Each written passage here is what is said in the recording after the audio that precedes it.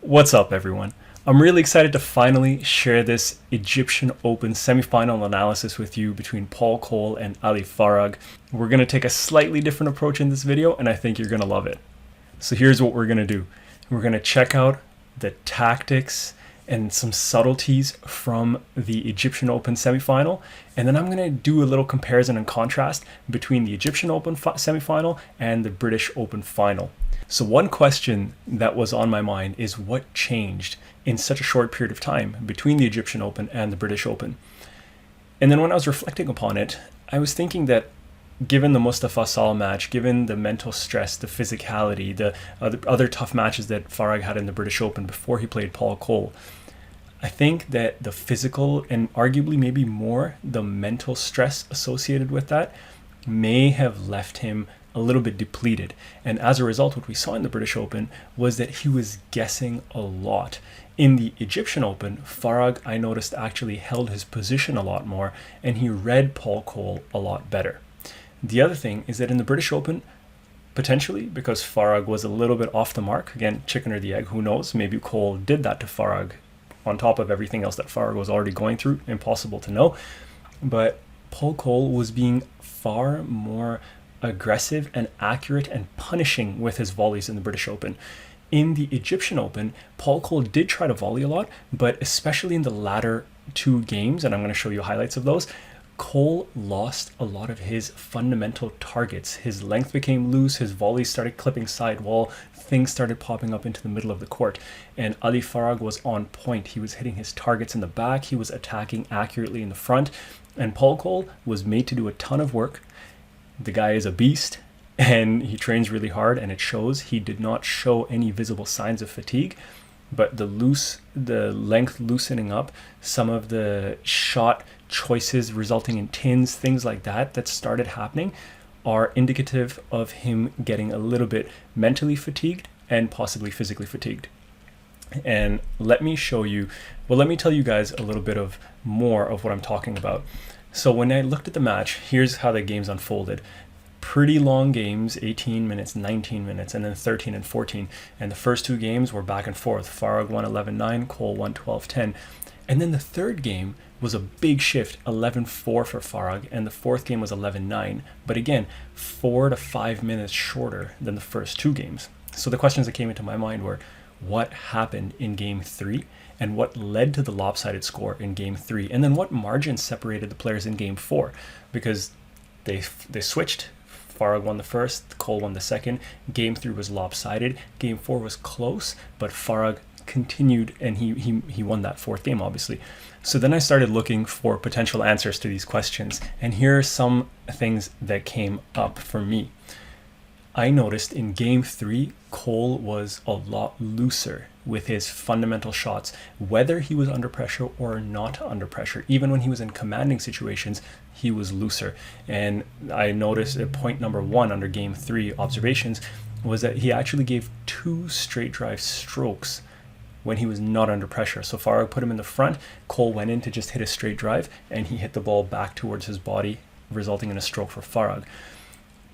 The thing overall in that match, other than the looseness, was that Coll also made more errors, and he selected the wrong shot on a few occasions, whereas in the entire match leading up to that, he had not done that. And then to complement that, unfortunately for Coll, fortunately for Farag, is that Farag was spot on with his targets. He was executing really, really well for the most part, and he was being very aggressive on the volley, and he was taking advantage of the looser stuff that Coll was hitting. And then in game 4, what I noticed happen is that, as I mentioned, Coll's basic length and width just fell off. So Coll tried from the back right corner hitting cross courts, but several of them landed very close to the tee, if not on the tee, and Farag was able to volley drop them into the front, making Coll do work or hitting outright winners. And then Coll also ended up hitting a few errors on top of that, which cost him the match.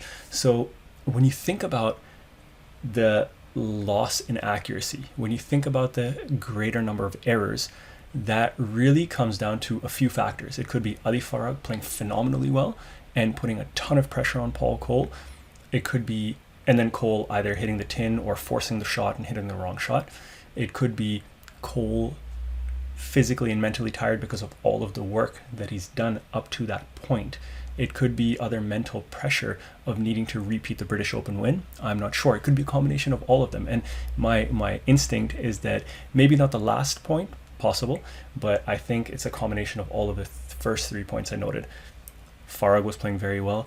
Coll, the effort and the work he had put in so far started to take a toll on him, and he couldn't do enough to break down Farag.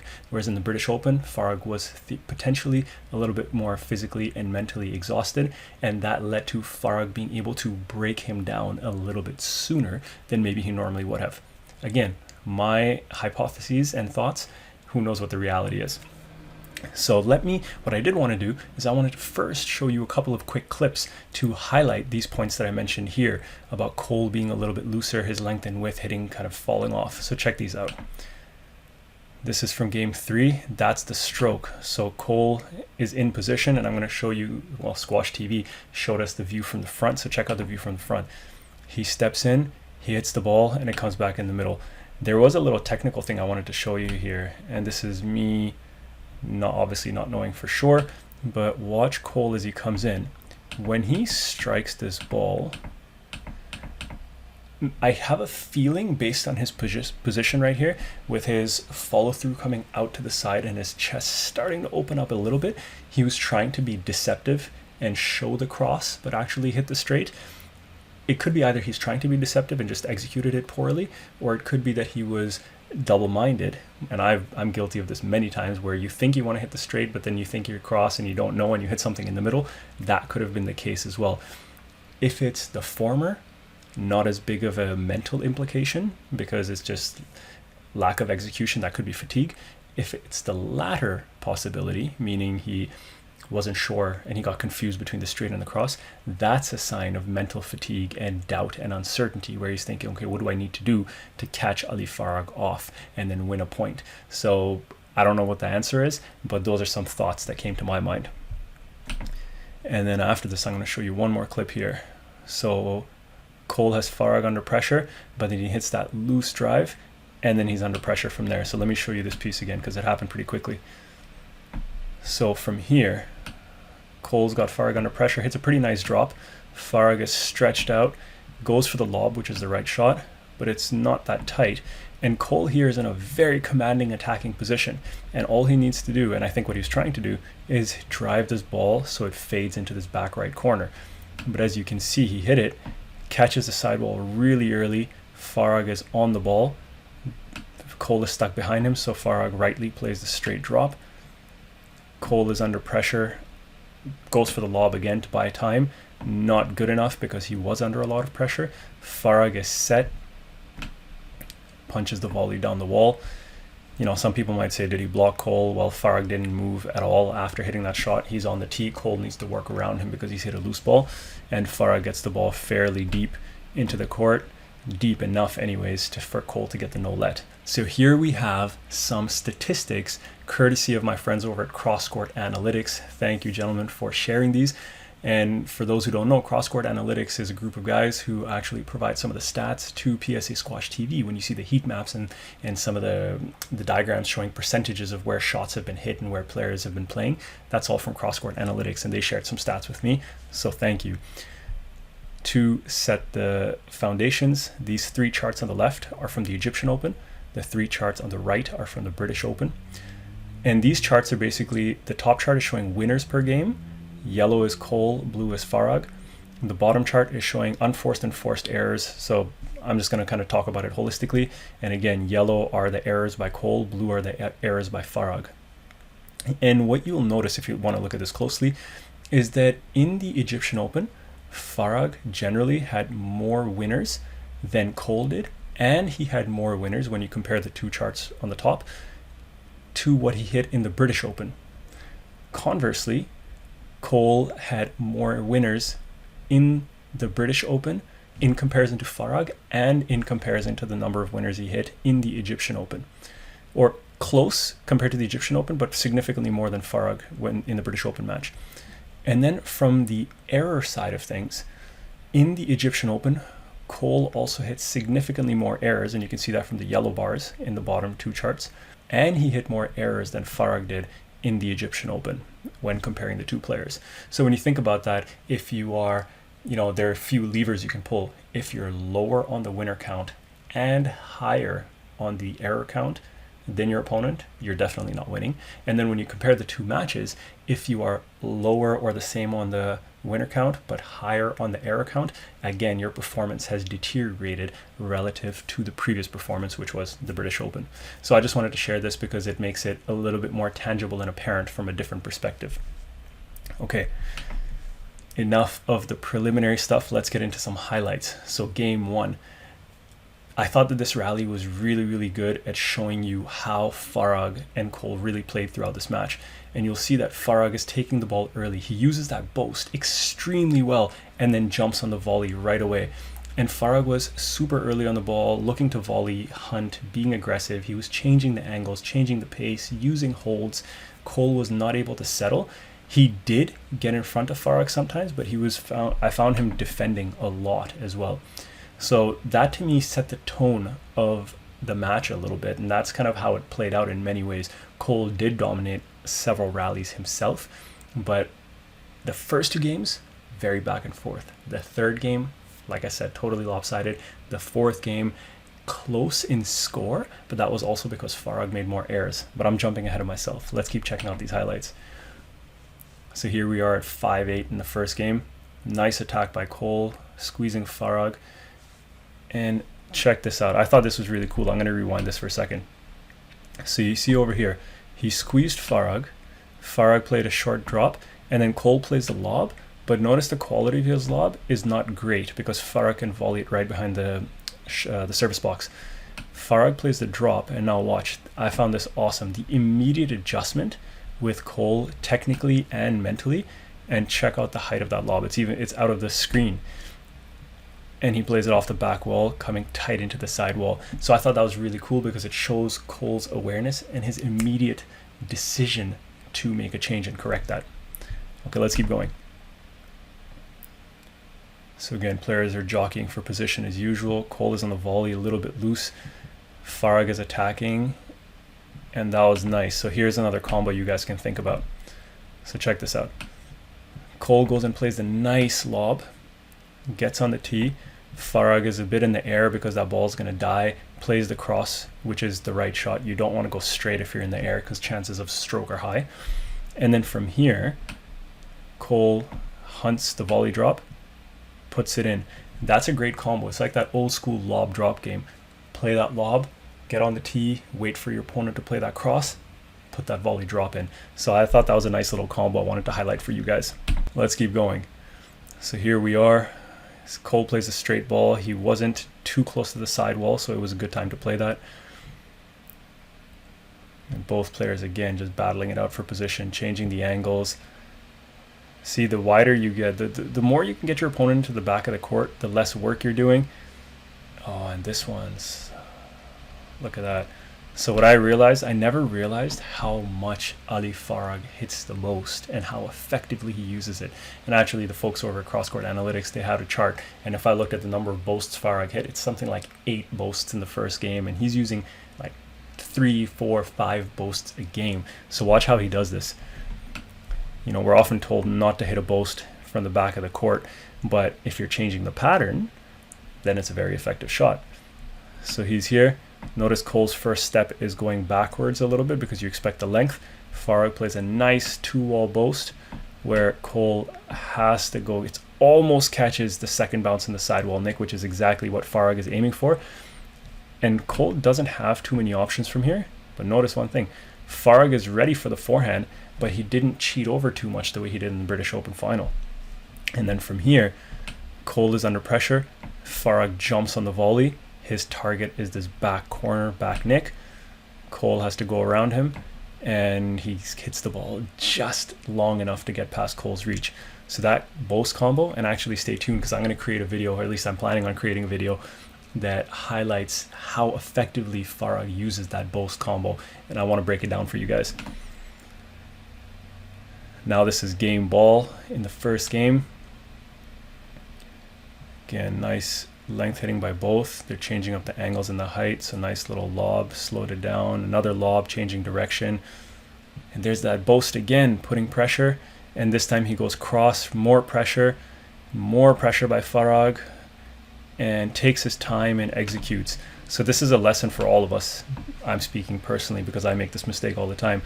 You have your opponent under pressure, and then from there, look how Farag turned back. Did you see that? He turned back and actually looked over at Coll. Let's see where it was before that. So Farag turns around for half a second right there to see, okay, how deep is Coll? How quickly has he recovered? And then he settles. He puts his eye on the ball. He settles and he just takes his time with intention and purpose to play this shot.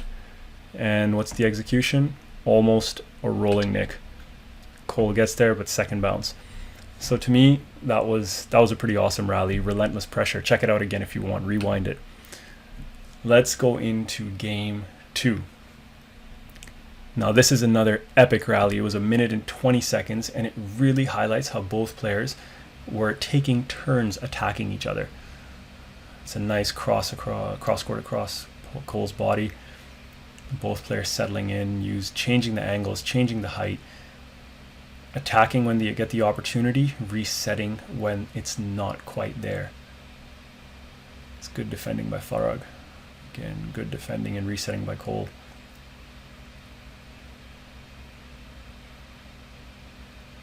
Another working boast by Farag. A little bit high by Coll. Farag didn't get the length perfect. The drop's a little bit high. A little bit short by Coll.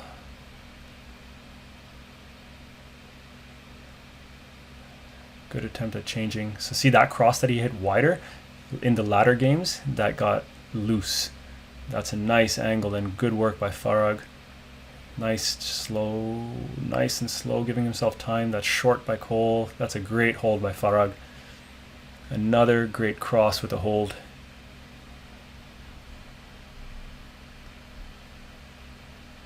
Just out of volley reach. Ooh, and then at the end of that 1:20 rally, Farag puts that backcourt straight drop in the middle of the tin. So technically that could have been a sign for a Coll that Farag is starting to fumble a little bit psychologically, but he actually didn't fumble too much, which is pretty cool. This I thought was cool to show you the rewards of great length hitting. And there, second bounce, and then you get the volley. So see, if you can put your opponent under pressure in that back corner, right here, see your opponent hits a loose one, you get the ball through to the back of the court, put them under pressure. Look how far up Farag pushes on the tee because he's expecting either the boast or something loose that he can volley. And then he adjusts and he makes contact with that ball when Coll, who is a strong guy and moves well, is still behind the back of the service box. Look how early he takes that. And then the execution is perfect, and Coll's not even close to the second, third bounce of the ball. So that's just, I really want to highlight the importance and the value of accurate length hitting. Okay, let's keep going. In this rally, I wanted to show you how well Farag holds his tee position. See, normally Farag, especially in the British Open, when he was arguably a little bit more tired, he was poaching and cheating, so his racket was over and his body was physically over on the tee. Now notice that he's actually pretty centered on the tee. And then he waits for Coll to hit, and then he takes a split step. And then over here, he's gravitating a little bit over to the left because Coll has already hit the ball, and he knows that it's going straight. Racket is up, puts the ball in, held his tee again over there, held his position. Working hard. Let's see, he's under pressure. And look at that. Holding his tee position, split step, and then adjusting. And over here as well, held his position. He's not poaching. His racket is neutral. He's not reaching over well before Coll has hit the shot. And then he can move from there. So I thought that was a really, really telling and powerful rally to actually show how differently Ali Farag was psychologically and physically compared to the British Open. So now over here, I wanted to show you this rally to highlight Farag's skill level and how he changes angles and patterns. So check this out. It's a little bit loose. Coll attacks. Farag plays a boast from out of nowhere. So if you see this, this is such a hard boast to execute, because Coll's shot is relatively tight. It's maybe like 2 or 3 inches off the side wall, and Farag uses a little wrist and forearm push, plays that trickle boast, and Coll really has no idea what's going on. So great skill that I wanted to highlight. Game 3. Now this rally is a 1:25 rally, and Farag had Coll under a fair bit of pressure. They took turns. Like right now, Coll has Farag under pressure. But if Farag then here starts putting Coll under quite a bit of pressure, and Coll keeps digging in and retrieving and digging in and retrieving. So to me, this was indicative of Ali Farag's focus. And most players have a tendency to get scared. They want to rush the point. They want to win the point right away. This showed me how patient, confident, and focused Ali Farag truly is, even when his opponent is consistently digging everything and then sometimes throwing in their own attacks. It also shows how resilient Paul Coll is.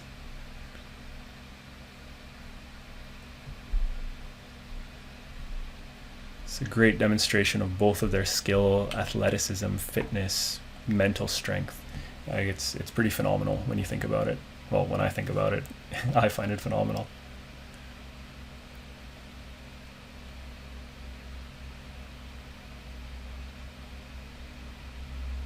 It's a nice drive by Farag, good defending by Coll. Another working boast. Volley drop. Coll's under so much pressure. Another tight one. Coll's under pressure again. Another tight one. Sending it down the wall. See, Coll's barely staying in it. And then this perfect counter drop. And I love this. Farag applauding.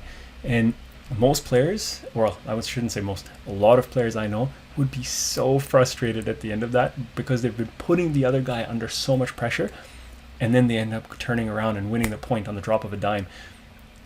Farag's mindset becomes truly apparent here because it shows in his mind he's probably thinking, okay, you won that point, but I put work into your body right now and into your mind. So I don't think he's disappointed and negative by any means. He knows what his strategy is, and it's an effective strategy, and it won't work 10 out of 10 times. Even if you miss once or twice out of 10, it's still consistent and it will work. And that's where the confidence in knowing your ability to read the player and develop a strategy becomes so important. Okay, let's keep going. So this is another rally that shows Farag's just fundamental targets and attacking ability. So that's super tight, forces a lob, that's a bit loose, but then there we go. One opening by Coll taking the wrong shot, and then Farag's all over it. Let's go to game 4 highlights. Here I saw Farag really getting his angles and his fundamental targets right. So again, tight work down the line with both of them. Changes it, and there's that trickle boast. Gets the opening, and again, fundamental target again. Just that length from the front is so tight.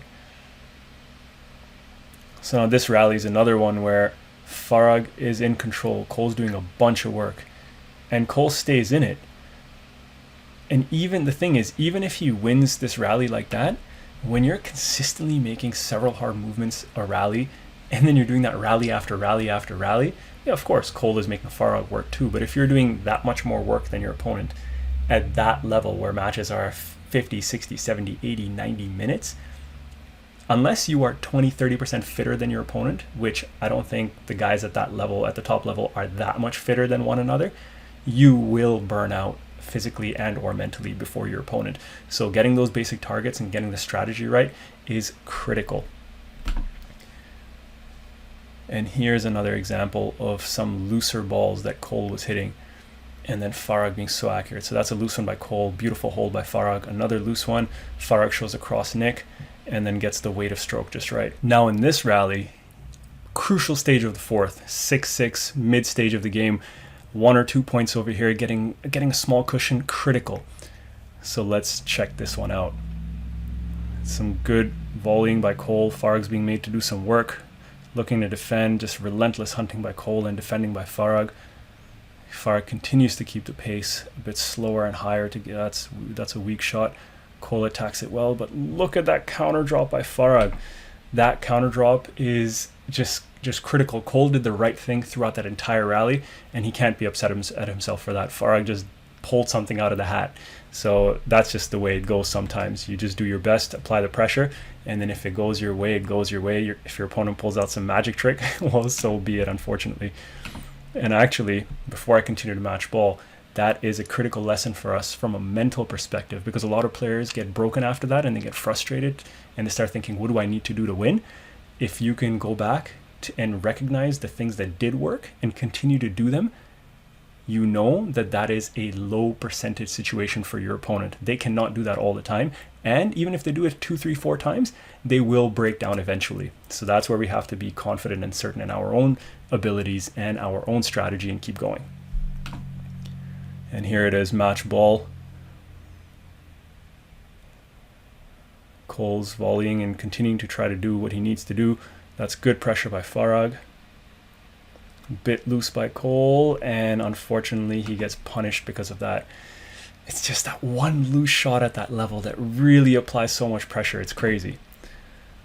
Farag is celebrating. So ladies and gentlemen, I hope you found value in that. I hope you enjoyed the breakdown of this match specifically, but then also I hope you enjoyed and appreciated the comparison between the British Open final and this final.